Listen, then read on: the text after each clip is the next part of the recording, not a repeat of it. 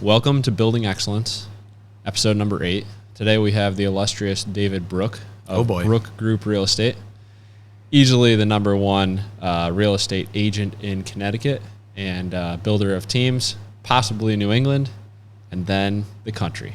Wow, very generous. Thanks for having me, Zach. Thanks for coming, man. Awesome, dude. Well, let me just clear that up real quick. So I do appreciate the accolades. It's absolute flattery.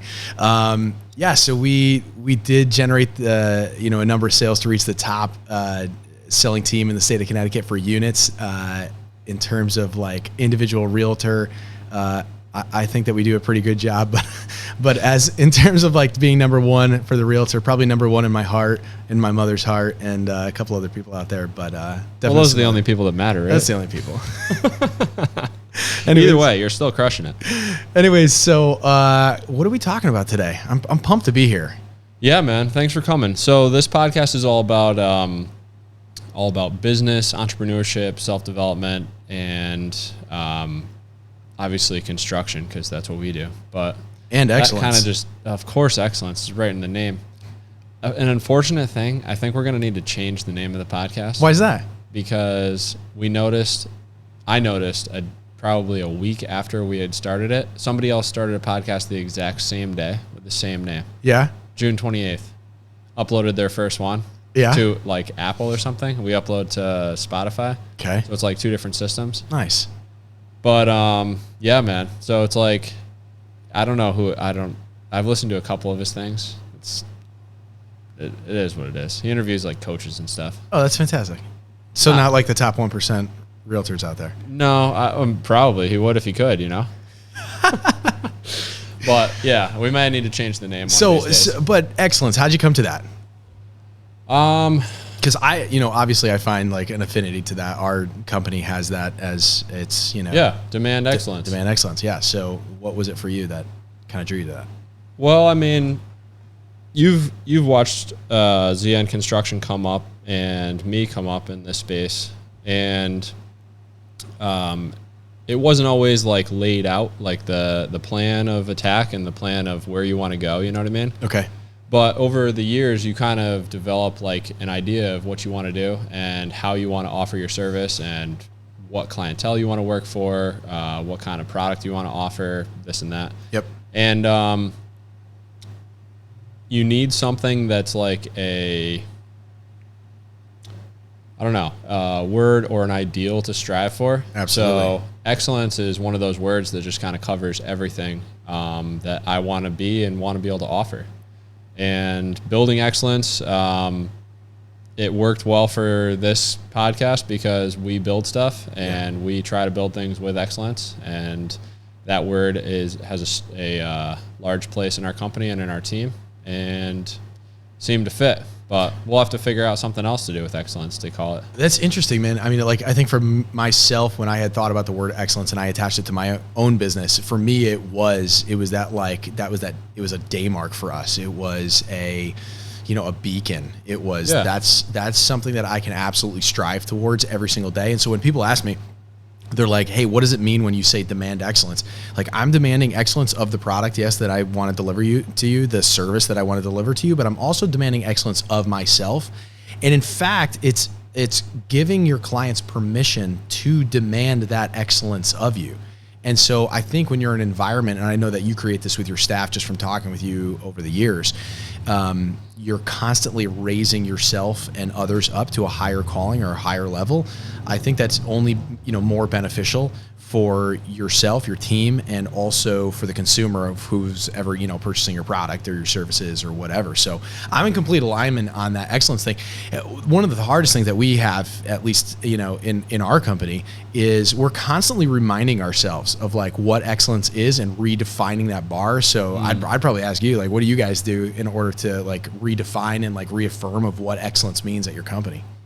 Well, it kind of starts for us with our company mission, which is to change the contracting industry for the better and to positively impact the lives of everyone we come in contact with. That's awesome, dude. So in the construction space, there's obviously, especially in the residential construction space, there's a lot of variance in terms of when you hire a contractor, what does that company atmosphere or structure look like? And a lot of times it's not excellent, you know, like sometimes not great planning, sometimes poor deliverance on what the customer is expecting versus what they get. Sometimes, a lot of times, poor atmosphere for like the boss or the leader of the team towards his guys and the people that he works with, which kind of pushes on to the client. So the bar was kind of set pretty low for us when we came into here, and it really just in terms of how do we define excellence and how we bring that, I mean, it really just comes down to giving the client an excellent experience and figuring out what that looks like in terms of from when they reach out to us, letting us know that they need a project completed, to when they sign a contract with us, to when we build the project for them, and after the project's done, you know, do we follow up? Like, or if they have a problem, like how fast are we getting out there to fix it? Are we on top of communicating with them every step of the way? That kind of thing. Yeah, and I find too that like when you're talking about excellence isn't just a delivered result, it's also the experience that people have along the way, which I think that's what you're talking about as well. It's like, you know, when I called in, was I greeted by someone? Was the expectation set of when someone was going to call me back? How quickly did I get my quote? You know, when they showed up, did they show up in uniform? Did it look proper? Did it look right? Like, because there's some times where like you'll go to a restaurant and they can deliver some amazing food, but like the service is terrible. Service is terrible, or like the atmosphere is not so great, or whatever it is. And you know, we could name experiences or places where that's been the case, and we've also seen them close their doors. Right. And I think that that word excellence kind of encompasses the experience. Right. And when we have someone in the home buying space or the home selling space and the investor space, whatever it is, that really wants to have a great experience, it's not just excellence. And I'm defining that as, hey, you got a great price on the house. It's not a great, experience. Hey, I sold the house for the most I possibly could. It's the entire thing. Right. It's that when you had the expectation to have someone show up at your property, they showed up on time, ready to go with the numbers delivered, the 4 items that we cover every single time. You follow our 7-step plan to the T. You sell for the best that you can. And oh, by the way, I'm going to be with you every step of the way for the next 15 to 20 years, so that if you need an accountant, a roofer, a contractor of any kind, just reach out. You can reach out. Dave knows everybody. That's exactly right. I mean, well, that's his team. Well, I mean, that's what we're striving towards, right? Yeah. It's like, so our customers have that experience, and I can obviously see that you do the same thing. For us as well, I think the biggest thing, people ask all the time, like, hey, if you're running a larger size company, how do you keep everyone on excellence, right? It's easy when it's just you. Like I remember. Because I've known you for a little while now. Like when you started out, it was like, okay, I called Zach, and Zach came over and literally installed the tile himself, right? You like picked out the tile for me, and we went through that whole process now. And it's now, I know that when one of my clients reaches out, it's going through a beautiful process. They email, they get an email back. One of the guys from your company is going to call them, blah, blah, blah. For sure. It's probably not you coming out. How do you maintain excellence throughout the entire team? That's been a thing for me, where we're constantly revisiting not only just ideals, but we actually have a path to success. That's what we call it. Nice. That we're developing out with each one of our guys. I'll just explain it real quick. It's essentially a self-directed way that someone realizes the goals that they personally set. And then they're accompanied by this highest level of love language out there called accountability, in order to reach that goal with a mentor alongside of them for an entire 18 months. Wow. And then if they want to continue the relationship beyond that, then they do. And in the meantime, our company essentially awards and rewards the mentors for that discipleship process, we kind of call it. Yeah. And so that path to success basically outlines a certain amount of strategies that one would have in order to reach their goal, and then a certain number of steps inside of those strategies. They couple that with their calendar, and then they couple that with accountability that follows up with them daily, weekly, monthly, quarterly, and yearly. Wow. And if they do that, we find that people actually are on the path to success, because just like excellence, success is also not a specific, destination all the time. Yeah. Right. It's a journey. Exactly. Like if I was to ask a lot of people, like if I said to you, hey man, what's success? And you said, well, the success of ZN Construction is defined by changing the way that building and contracting is done within the state of Connecticut for the benefit. There may be a point where that, it's such a broad term. Yeah, we've realized that, but not necessarily. Like it's always something you're striving towards. For us as well, like success is that path as well. You just got to get back onto it. And how do you do that? It's a self-directed, because we find out that when people they're in that self-directed space, then they're self-discovering about themselves.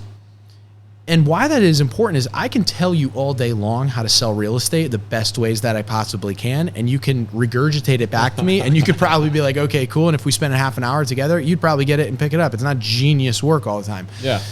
But if you self-discover that process and start to repeat that back out of your own experience and self-discovery inside, so much stronger. Dude, it's beyond strong, right? Because now the person is not saying, oh, I'm regurgitating this back to you because someone said it somewhere. I heard it on a great podcast like this or whatever. I was able to understand that inside for myself. Well, someone that just regurgitates it back, they're not aligning with that process internally. You know what I mean? There's plenty of people who can monkey see, monkey do. You Absolutely, dude. I can't even believe you said that alignment word. So today I had a conversation. Be really transparent with you. I have conversations all the time with team agents who are part of us. And you have to. And all the conversations, if they're only nice conversations, and when I mean nice, it's just kind of like you're looking at each other and high-fiving each other. Yeah. So super cool, right?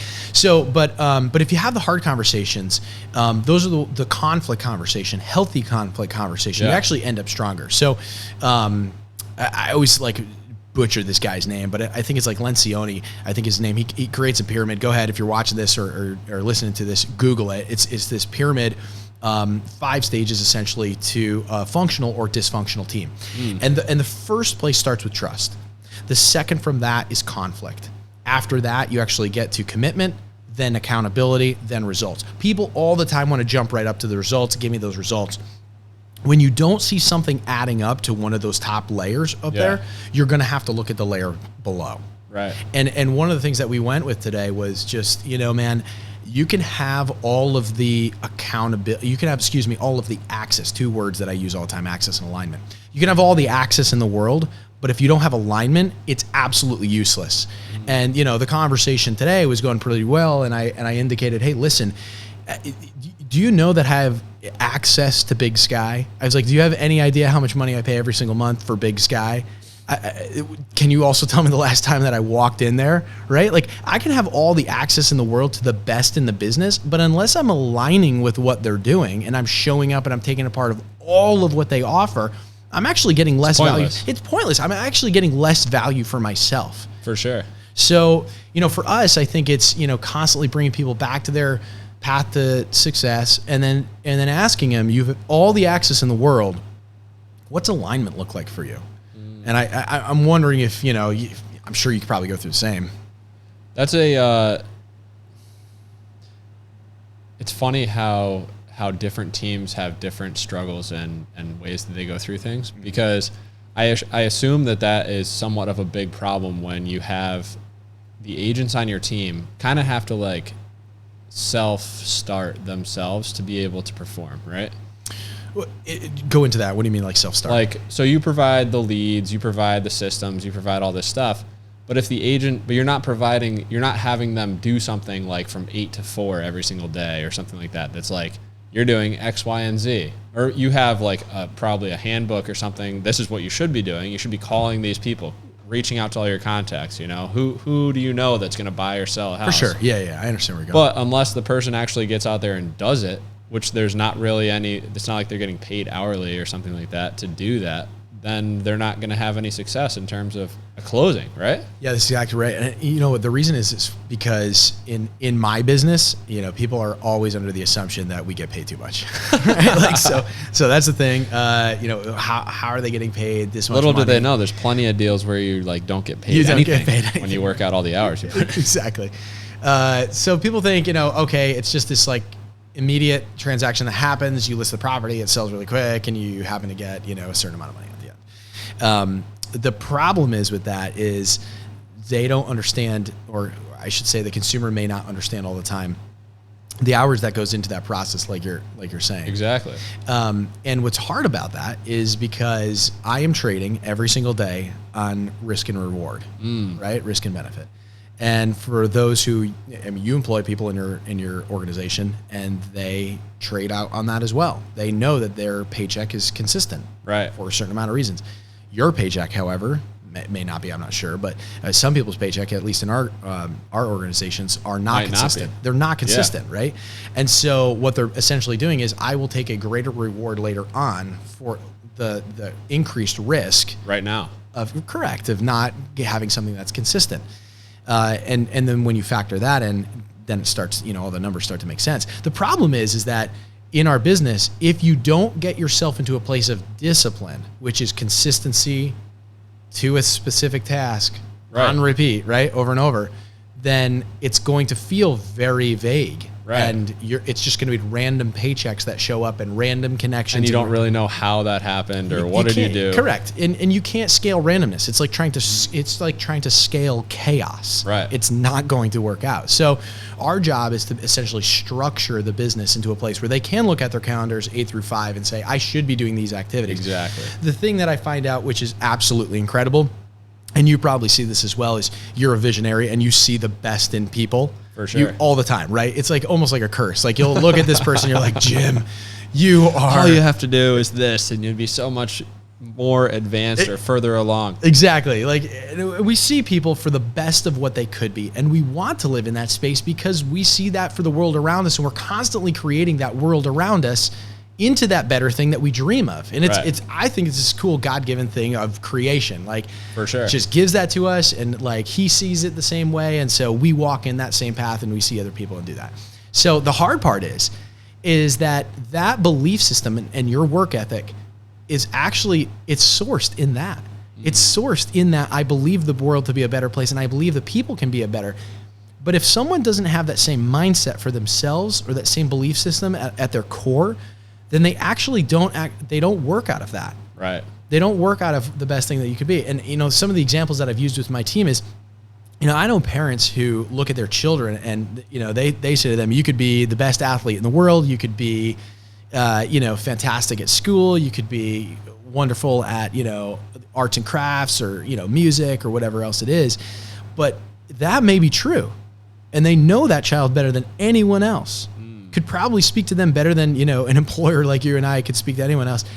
But until that child believes it for themselves, right, all of the belief in the world to the parent is blue in the face. Right. It actually means nothing. Now, do I think it's important that the parents believe in it? Yeah, of course, because then a child can look at their parents and be like, even when I don't feel good about myself, I can still remind myself. And I take on that position. Hopefully not as like some weird father figure in my business, but they can at least say, well, I know that Dave believes in me even more than I might believe in myself right now. So based upon that, I'm going to go ahead and do the activities that he says.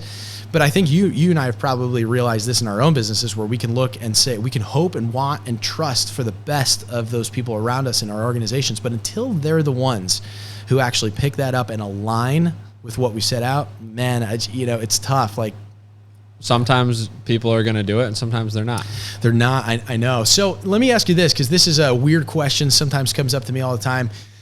People ask, hey, why don't you start your own brokerage?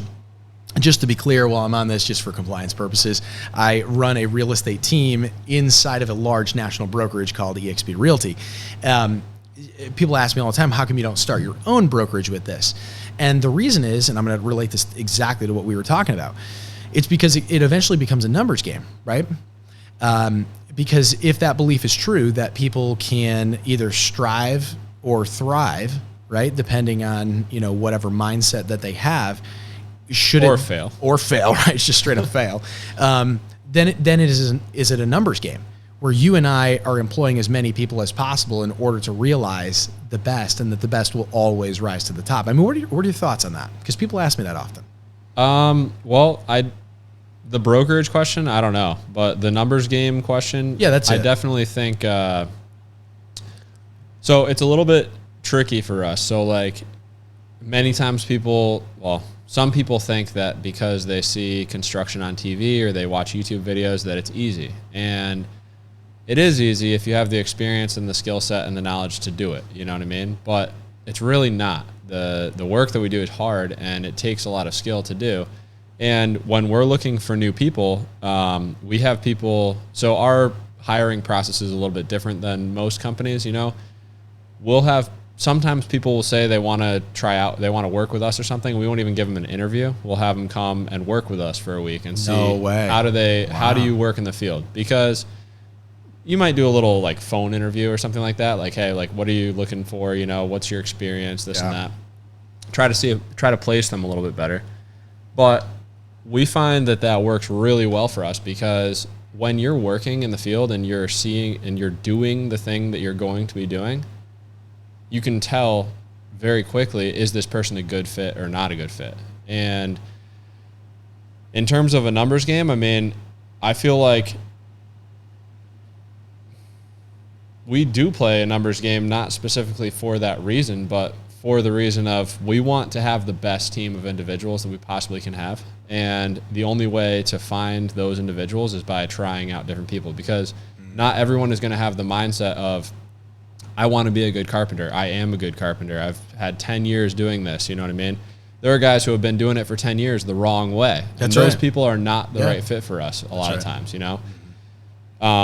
Basic work ethic stuff. I tell people all the time, sometimes really what we're looking for is good character and good heart. If you have good character and good heart and good work ethic, we can train you. That's right. But to an extent, you know what I mean? Like, if we're looking for someone who can be a helper on a job or who really wants to learn this and they're willing to put in that effort and show us that they're like here to make a difference, then our guys will accept them. But if they come for a paycheck and they show up late, they're not really committed to the job, they're asking for more money, they're a bunch, you name it, you know what I mean? Right. The guys will not accept them. And when someone doesn't accept them to the team, we have this tight culture, and the culture's been built on a foundation of all these same principles, working really hard to try to strive for success. You know what I mean? Yeah. Individual success, company success, success. I mean, I always say there's every kind of success you can have, financial success, physical success, spiritual success, family success, mental success. Like, there's all these different things. And I try to strive for all of them, and I try to instill that in my guys. But really, I think in terms of, I don't know how this really relates to the brokerage question, and maybe you can tie that back in, but you have to be very careful with the people that you bring on, and not, even though you have this great framework of you do X, Y, and Z, and here's the accountability partner, and here's your mentor, and this discipleship, and this and that. I'm sure you see that some people just don't.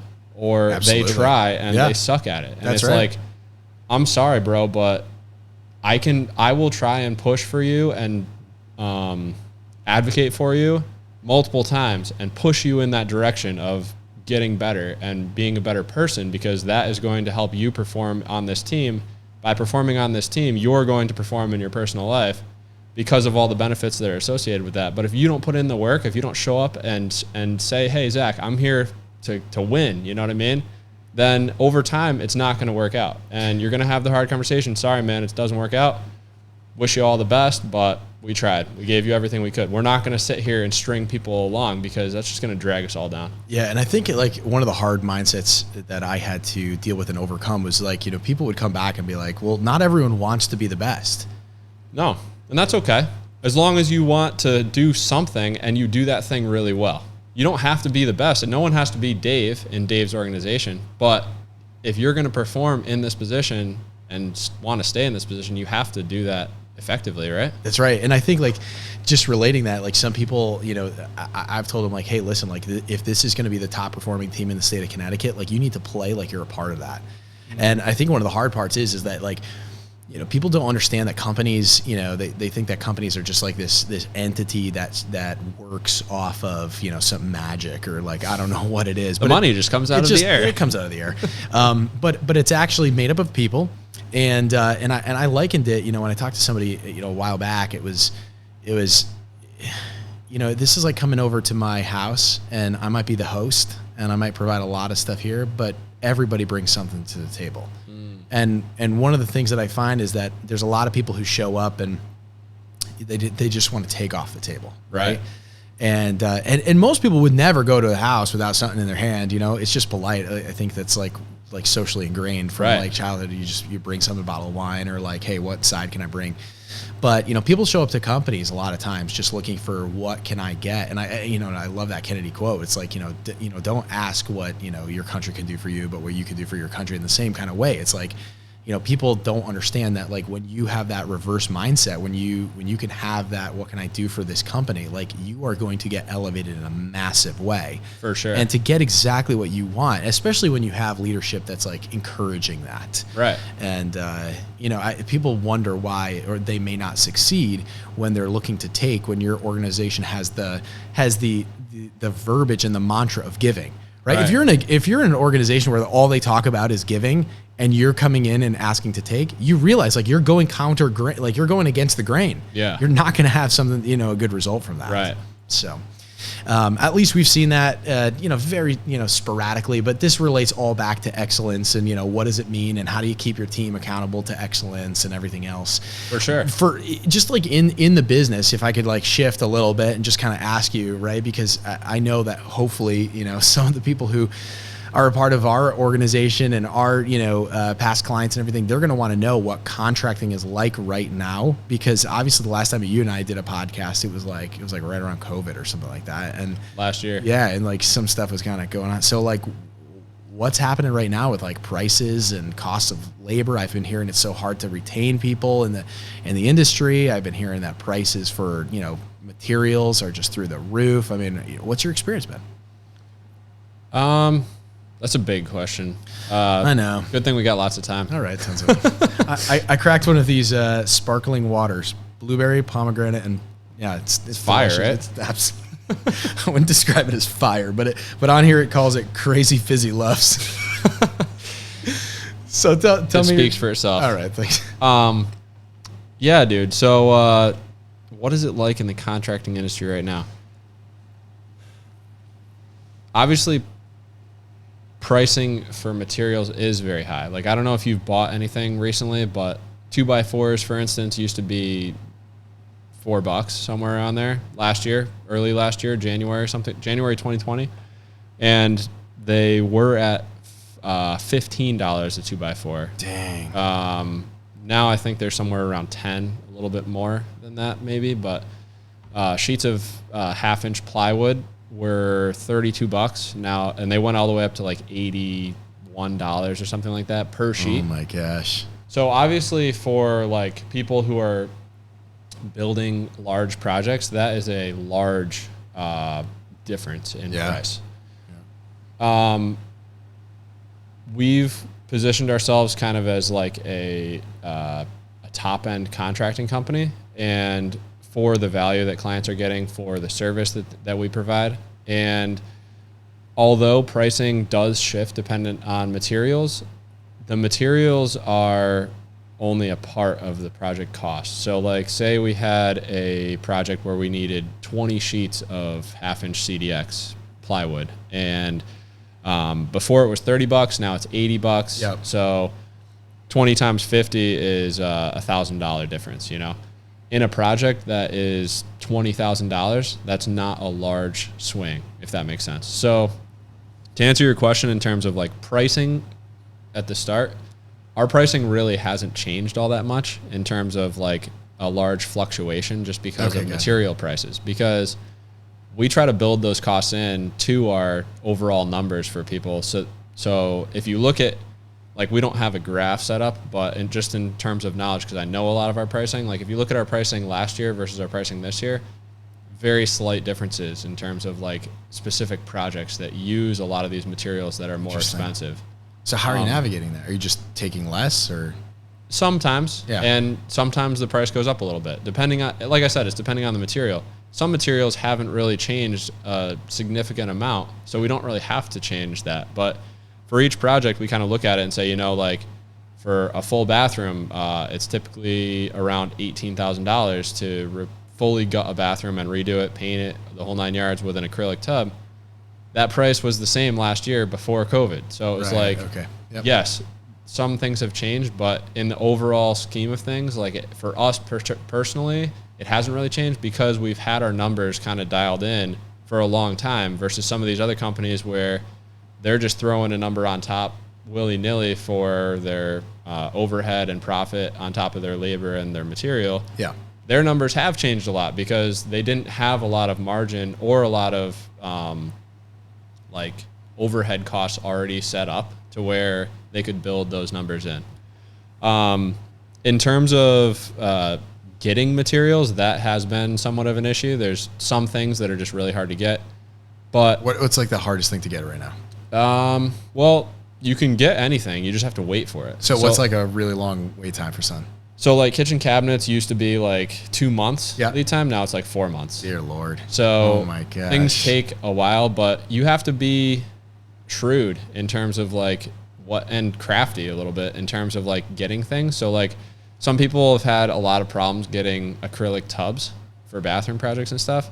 We really haven't because we know every supplier around here and we source those things out. Like we deal with specific suppliers most of the time, but if you need something, you have to know where to be able to get it. You know what I mean? What are they telling you is like the reason for all of this pricing increase and, you know, the delay? Is it supply chain? Like, why are they telling us that it's so hard to get things?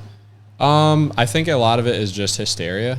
Some of it is hysteria. Like people know that things are hard to get, so they read about it in the news. Oh, the lumber prices per board foot are X amount. It was X amount when Trump was president. Now when Biden's president is this, blah, blah, blah. Like any kind of like mantra that someone can fill their head with. You know what I mean? Yep. But I know that you have to look at it kind of like as the economy as a whole. You know, like a lot of people aren't working. A lot of people were really scared everyone was scared when COVID first happened last year. You know what I mean? Quick, a couple months in, building projects were skyrocketing. Like we couldn't build stuff fast enough, you know? But there's not enough people to man the factories because a lot of these factory workers are not paid very much. So when the government's paying you $1,100 to sit at home and you're making $1,300 to go to work, why are you going to go back to work if you're a lazy person? You know what I mean? You don't have that work ethic. You just sit on your couch and make most of the money. Right. So a lot of factories and producers initially had like a large stockpile kind of built up, and that got burned up last year. So now they're trying to keep up with demand in terms of producing these items and getting them onto the shelf for people to buy. But they don't have the workers They don't have the workers, okay, so they're got it. Even if they run 24 hours, if they're down 30% of their workforce, like there's going to be a correlation there, you know? Absolutely. Another part of it is high demand. Similar to the real estate market being so hot just for the last, 12 months at least. Yeah. Demand for building projects and remodeling projects has also been so hot and hasn't slowed down really through the winter, like really at all. Like we didn't notice really any slowdown this year where usually you'd have a fluctuation like around Christmas into March. It's a slower time of year. And other than that, I mean, greed. I was waiting for that. Material, like raw materials being more expensive. You know, everything affects everything. And a lot of people don't understand this, but say that winter storm in Texas, freak winter storm. Yeah, I remember that. Shuts everything down. Yep. People don't understand that like resins are made in Texas to make plywood. So you wonder why plywood went from $30 to $80. When the raw materials to make that product in the factory go up in price because their supply is way down, the demand's still the same. Yep. The product has to go up to accommodate that cost. So that's also another factor. So people say that they wonder why, but there's like so many different reasons that all kind of like push together to. Well, I appreciate you sharing some of that because there's a lot of our clients out there who want to understand, what is going on, why are things so high, and people just take this random. I don't want to say random, but they take the instance of COVID and they use that word and they just say, well, because of COVID. Yeah. And it's like, well, what does that mean? Okay. Well, like, where did it stop? Okay. So if I could like hear you back, like if I could repeat back what I heard, I'm hearing that there's a whole lot of people who are not at the jobs or at the factories producing the items that are raw materials or not for some of these other products that are out there. It's hard to produce the finished products as well. And because of that, because supply is low and demand is high, prices are going to be high. They're going to. And so could you see that, when it comes to their projects for remodeling their houses or whatever, could you see that price coming down eventually as people return to work? I hope so. Or do you think that word greed is going to be in there and, people are just going to keep those prices high on the supply side? Well, I feel like that kind of plays into like, do you see a market reset happening? Yeah, So you ask that, a lot of people ask that question, especially people with some kind of common sense who are saving or trying to invest on the downturn, Yep. No one really knows. There's not like one specific thing that is pointing to a market reset right now. We all know that it's like extremely high, and I just saw a thing today about all the the Elon Musks and Jeff Bezoses and those kind of people have been selling stocks all year. So they obviously think something's coming if that article was true, In terms of it coming down, I think that it can come down if the demand comes down and the supply goes up. I mean, that's just kind of like basic economics. Yep.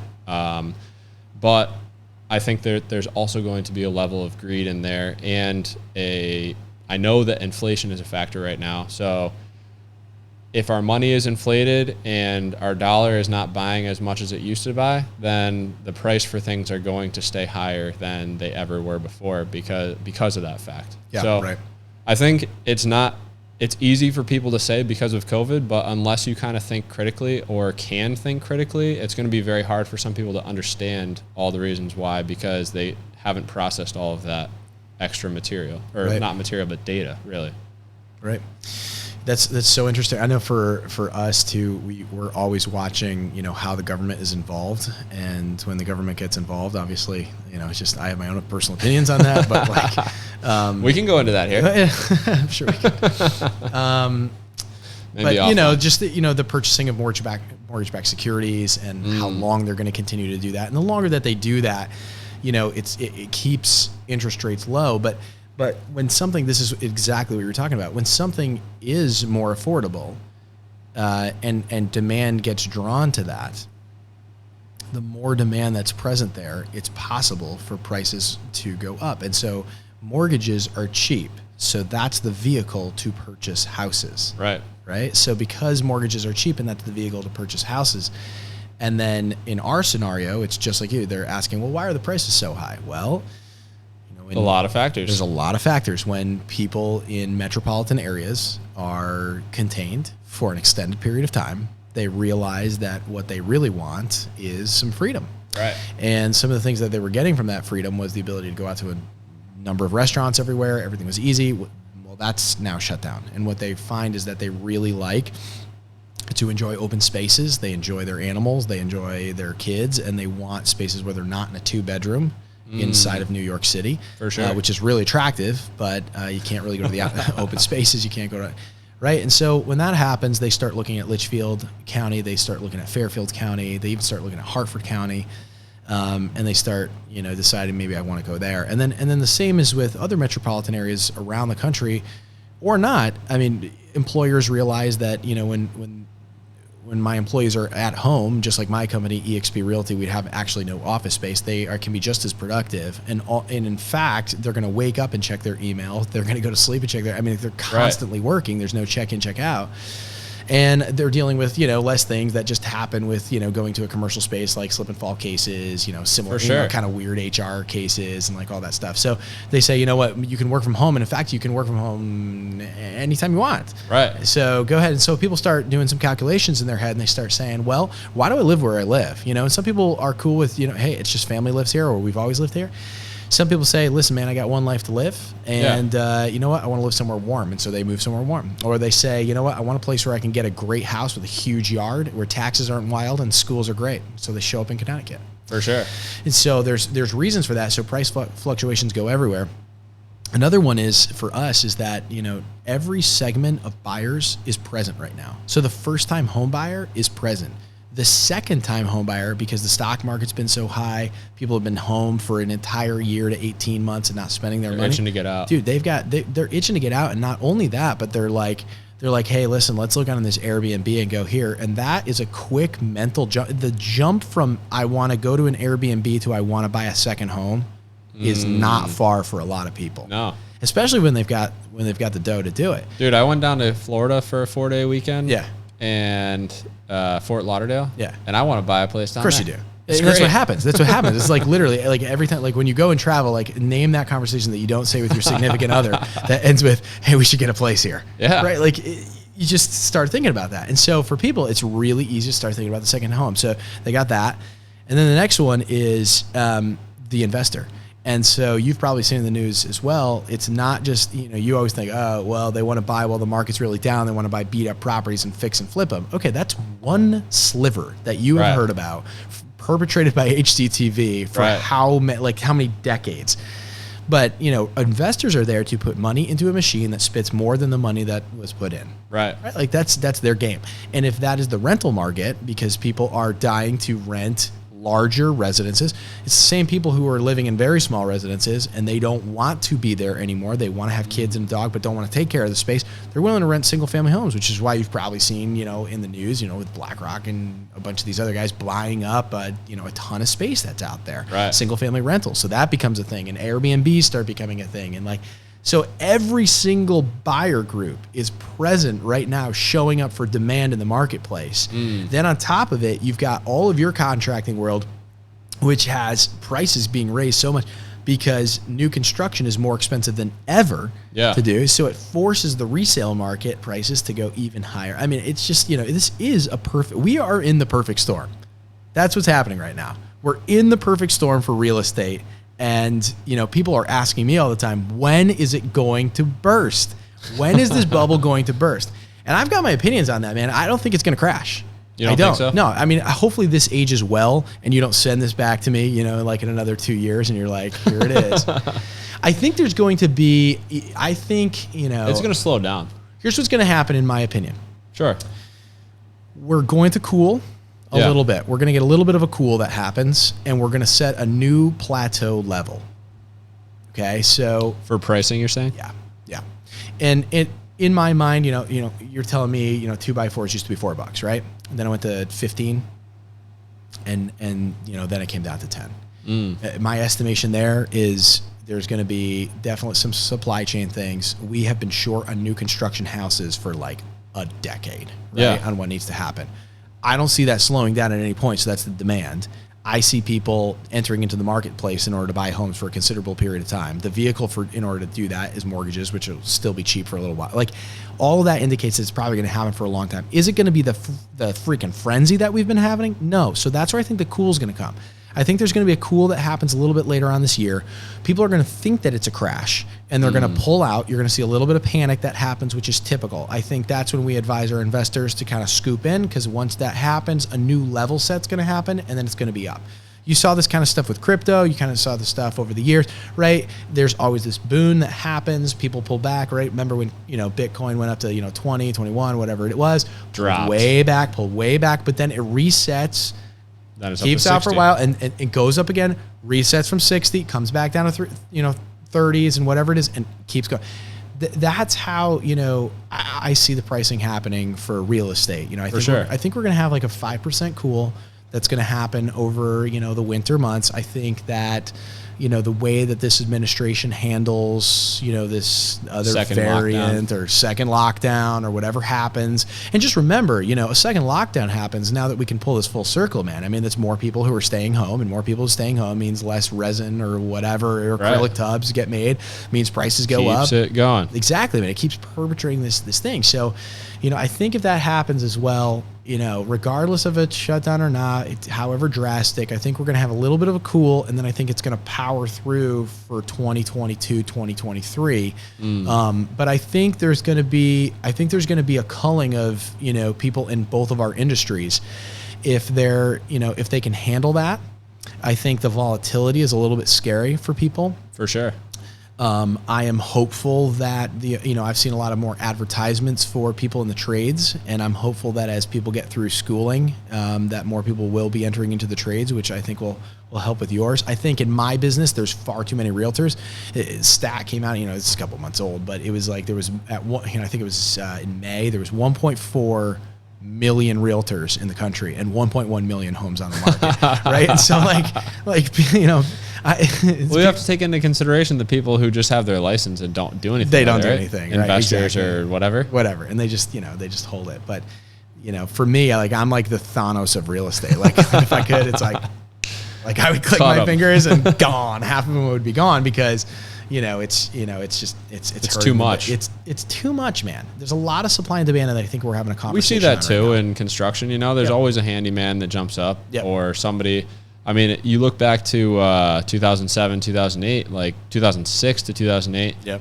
Everyone was a contractor. You know what I mean? And there was so much hackery going on. But hackery, I love it. It is. There's our uncultured contractor tongue coming out. Right. Exactly. But it's just something that I feel like the men separate themselves from the boys, as it were. Yeah. Women from girls, whatever you want to say. Yep. But the people with those excellent kind of values and with those kind of things that are going to drive them and their organization upward and not downward are going to come out and continue to stay strong versus people like whether they just have their real estate license just to have it, or they're in a mediocre spot, or they're a mediocre individual with their work ethic and stuff. I mean, it's not very sustainable, Right. So I don't know that we even need the Thanos with the finger snap. Won't it just happen regularly? Well, natural selection happen. Yeah, it'll happen, and that's what I guess what I'm saying is that once that cooling happens, people get into businesses. You could always follow. Whenever there's a money, people jump in way too late, right? Yeah. 2005, 2006, the amount of people who wanted to be mortgage professionals was going through the roof, right? Right. Everyone wanted to do mortgages, right? Because so much money in it. Exactly. There's so much money in it. You could get anybody a loan, whatever it is. And, people now, I have people, they're like, hey, I was thinking about getting into real estate. I'm like, dear Lord, please do not get into real estate. So, but that's the thing is they're trying to get in, and then so many people get in that it makes it even harder for some of those newer fish to actually swim with, unless they have a big team that they're a part of or whatever. And so congested. Yeah. So I think it's congested. I think there's a lot of congestion that's in the market. And I think once it cools, you're going to see a bunch of people leave. And I think we're going to set a new plateau where I don't think people are going to say, hey, listen, I bought my house for $400K. It went up to $500K. And now it's worth, $570. It's now worth $570. I think, people are going to be like, okay, cool. We're feeling a little bit of a cool. Now it's worth $400 again. Right. We really don't see that happening. And on top of that, we would, in Connecticut, we were up about, 23%. And so to drop literally another 0.25%, it's just, that we didn't even experience that for the most part, even in the Great Recession. So I don't see it going down. I could see it dropping about 5%. And then restoring, setting a plateau, and then going from there. Keep it on going. Dude, so I wanted to kind of change the subject a little bit from that. So we've seen, when did you start Brook Group? So, I've been licensed as a real estate appraiser, which is different than selling real estate. 2009. For sure. 2011 as a sales agent, and then I started Brook Group in 2015. Nice. Yep. So we started ZN Construction in December 2014, early 2015, right around there. Yeah, perfect. We started same time frame, dude. Same time, man. Where do you, in starting Brook Group, I know you were with a bunch of different brokerages as time went on and whatnot. Yep. Where did you see yourself going with it, and where do you see yourself going now? Yeah, so, we had a very similar vision when we started. We wanted to change the real estate game in Connecticut.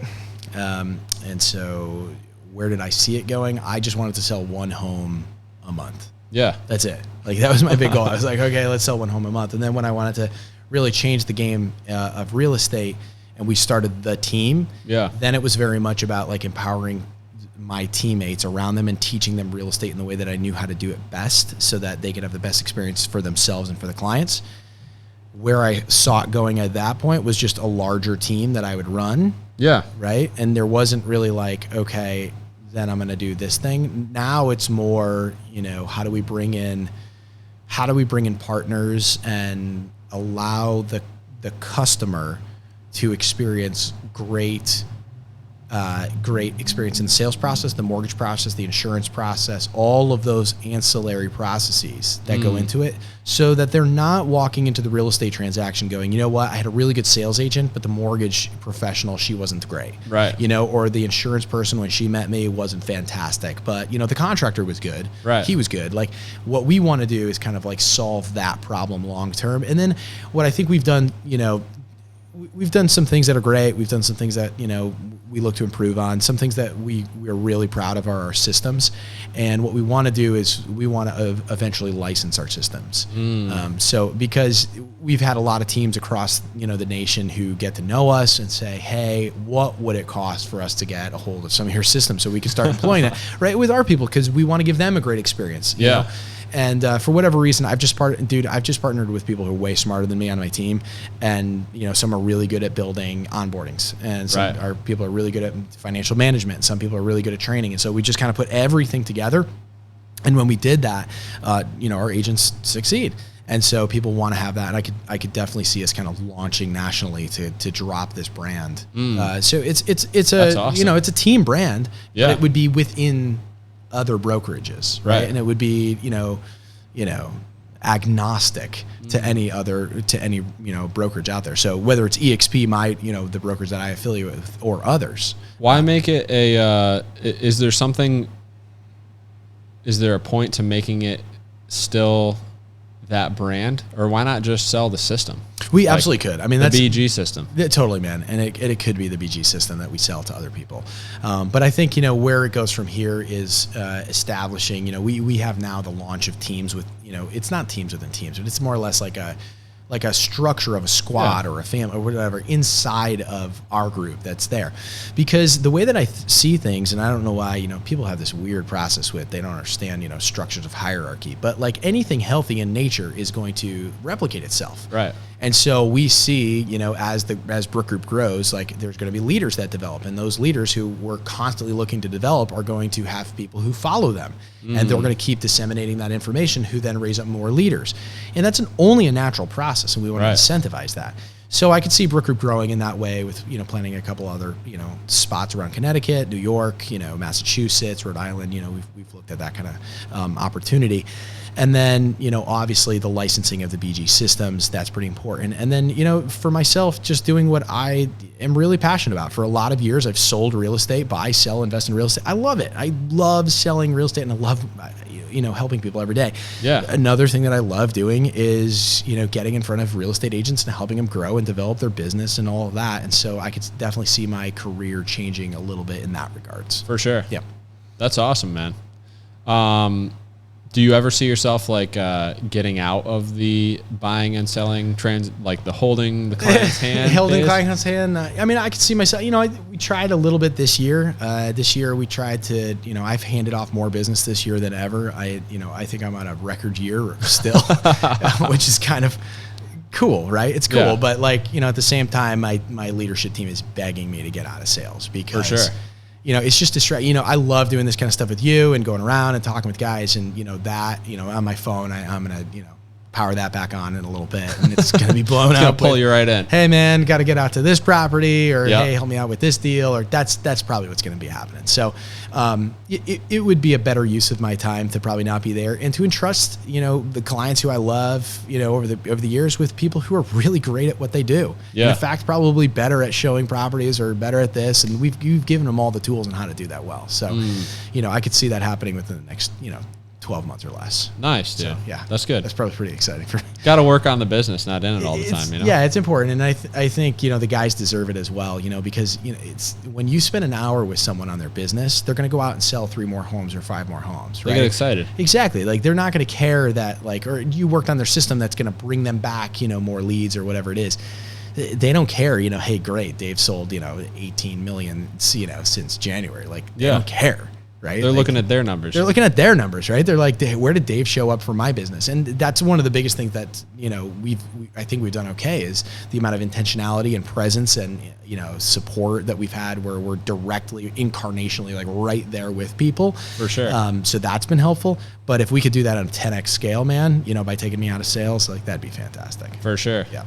That's awesome, dude. Yeah. It's a little, how much time do we have here? What time is it? I got a couple more minutes for sure. Yeah. Cool. And then head out to my next appointment to sell a house. Well then let's kind of wrap it up with a little like recap on excellence and kind of bring this whole thing full circle. Sure. What do you think the best way to instill that kind of sentiment in someone else is? So say you work with all these agents on your team, you work with other teams and other companies and stuff, like how would you best show excellence or try to create that desire to bring that to their clients and in their lives? Yeah, that's a good one, man. I mean, I think, we can have core values that our team holds. We can have systems and processes that are excellent, that they can absolutely see. We can see the reviews that our clients give and they're like, hey, it was an excellent experience working at Brook Group. I think the only thing that's really going to ever model anything in front of somebody is life on life. And I think that's why, parents are so important. It's because, my little girl gets to look at me and say, I watch Dad and how he speaks to people. I'll watch Dad in the words that he uses towards people. I'll watch my dad and, what he values, what he doesn't value, how his relationship with money and with time exists, his relationship with food, his relationship with spouse or whatever. Does that make sense? So they're constantly leading by example. Exactly. And so that example well lived, I think, is the only way that I've known how in order to instill excellence with others. And really what it is it's not even about myself, because I'm going to have to pull that from a higher authority. I think what it is I think it's an awakening in somebody for a desire to do that anyhow. Like, I think that God made us in such a way where we're designed not only to do things cool and to create things, but to do things in a great way. Yeah. He's done that in nature in such a great way. He's done that in us. He calls us fearfully and wonderfully made. And so I think if that's naturally in us as image bearers of who he is, then I think that at the same point, all you're really doing is just awakening in someone something that's already there that may have been dormant, or that flame is just a little low right now. Right. And sometimes it's just this blazing inferno and they already got that, and you're just there to like support it and cheer them on and like hope that they win big. And I think that's a thing for me that I've always loved, to just stand back and just applaud people. Like, some people live their lives in such a way that's like, there's got to be a winner and a loser. Like, it's got to be a zero-sum game. And like, for me, that is not the case. Like, the reason that I'm not in competition is because I want you to win. Right. Like, I want everybody to win out there. I want the other real estate agents out there who are not a part of my company to win. I do. Yeah. And so I think when we have that kind of attitude, you're going to eventually, I will be able to fulfill my vision by changing the real estate game, because it's been so contrary to that for so long. And I know the same is for you with contracting. Yeah. Well, I think that's just like a human nature that's kind of pushed on us by culture and by whatever else, that want to win, and that everyone else is someone you're in competition with. I just had I'm having Jules Poirier on the podcast here in a little while, and I was talking to him about that, and just telling him like, hey, because he was saying some stuff, and I was like, dude, it's like there's so much room for everyone in this industry. No one has to be in competition with each other. Yeah, you could go up against 3 other agents for one house, you know what I mean, or 20 other agents for one house. I could go up against 20 other contractors for a bid for a nice job. You know what I mean? Right. The customer is going to pick who they want to work with based on their experience and their desire to work with that person because of the things that person's providing or showing them, For sure. Not everyone's going to be on their A game every day, but Right. That doesn't mean that everyone is in competition or war with each other. You know, I think that competition and war, man, it's like a carnal thing that people have. It's like an animalistic thing. It's all like fear. It's all relates back to like this scarcity mindset that there's not enough. You know, every time that I've heard a real estate agent be like, well, this person's in that market, or like, well, that lady owns that sort of neighborhood or whatever it is. I always tell them, I'm like, hey, bro, do you know how many houses were sold last year in Hartford County? Like, no. I'm like, hey, just last month, any idea on the MLS how many? They're like, nah. I'm like, 5,840. They're like, okay. And I'm like, where'd you show up? Right. Right. Like, there is plenty. How many did you sell? There's plenty. And you know what? And there's millions and millions of homes out there. And like, people are selling and buying homes off market every single day. Like, there is plenty. The only thing that's screwing you up, or that's hampering you, or that's got you caged, is your own mind. That's exactly the only thing, right? Isn't that the same? The same thing's true with everything in life. That's true, bro. That's true. Can't get to the gym. Well, why? Can't eat a salad versus a cheesecake or something. Well, why? Yeah, you know, exactly. like, couldn't read my book today. Yeah. Well, why? Exactly. It's like your mind, your discipline. Well, what a way to end. Yeah, man. Thank you great. so much. Yeah, this is awesome coming on, and hopefully you'll have me again. That'd be cool. Yeah, dude. Thanks for coming. All right, buddy. We'll set another one up here soon.